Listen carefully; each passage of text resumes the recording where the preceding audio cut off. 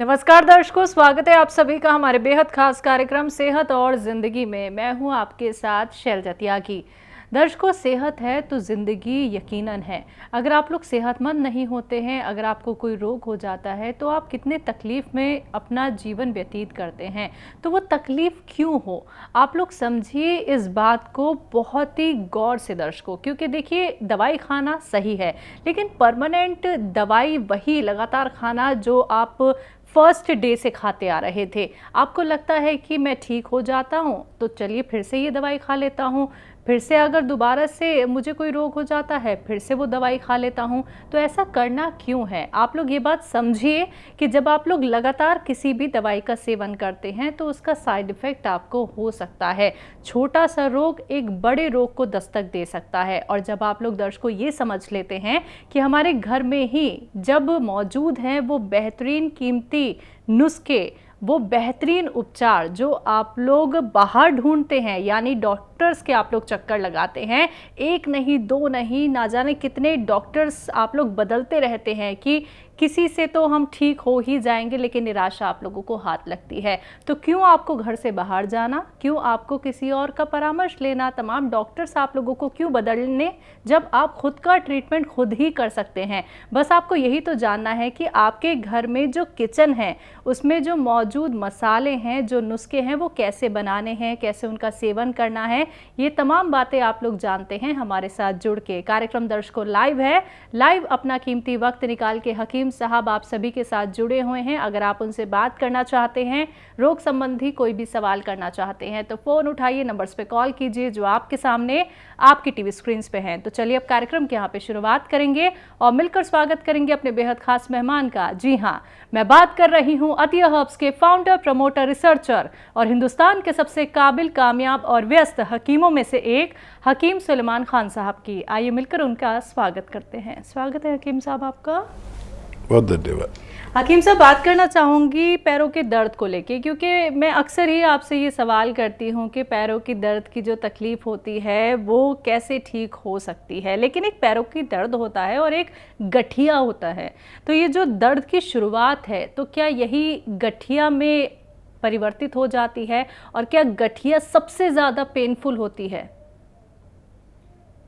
देखिए, गठिया जो है एक अलग मर्ज है, ठीक है, जो किसी किसी को होता है। जी जी।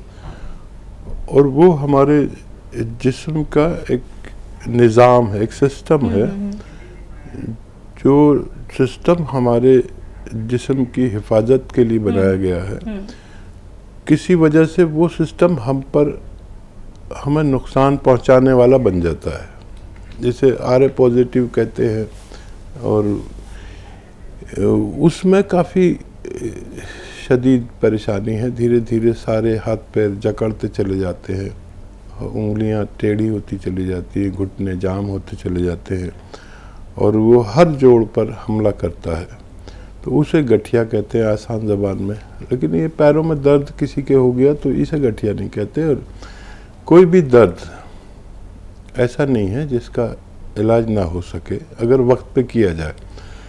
जोड़ों में दर्द है तो उसका भी इलाज है, लेकिन हम देखते हैं कि बुखार आता है तो हम बुखार की दवा तो फ़ौरन ले लेते हैं, ठीक हो जाते हैं।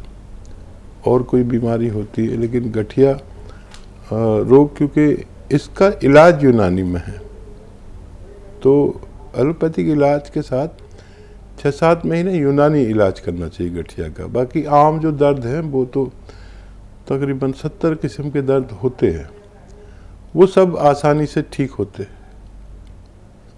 लेकिन गठिया रोग जो है दुनिया का सबसे ज़्यादा जटिल रोग है। इसको अच्छा करने में कम से कम 6-7 महीने, साल भी लग सकता है। तो इलाज तो वही है, गोंद सियालें आधा ग्राम लें अगर जोड़ों में दर्द है, कमर में दर्द है, नसों में दर्द है। लेकिन अगर गठिया है तो फिर आप यही इलाज करें, लेकिन उसके साथ में आधा चम्मच अलसी का पाउडर के साथ इस्तेमाल करें, तब फ़ायदा होना मुमकिन है। तो बिल्कुल दर्शकों, देखिए जोड़ों का दर्द अलग, गठिया अलग, क्योंकि ये सवाल करना इतना ज़रूरी था कि कई बार क्या है, पेशेंट नहीं समझ पाता है कि क्या हमें जोड़ों का दर्द चल रहा है या फिर गठिया हो गई है। तो बहुत अच्छे से हकीम साहब ने आपको बता दिया है। दर्शकों, ऐसे ही आप लोग भी अपने सवाल हमारे साथ शेयर कर सकते हैं। आप लोग भी सवालों के जवाब के साथ साथ नुस्खे जान सकते हैं। ऐसे ही हकीम साहब के तजर्बे का फायदा उठाने के लिए हमारे चैनल हकीम सुलेमान खान को सब्सक्राइब करें और बेल बटन को दबाना ना भूलें, ताकि हकीम साहब के घरेलू नुस्खों से ज्यादा आप फायदा उठा सकें।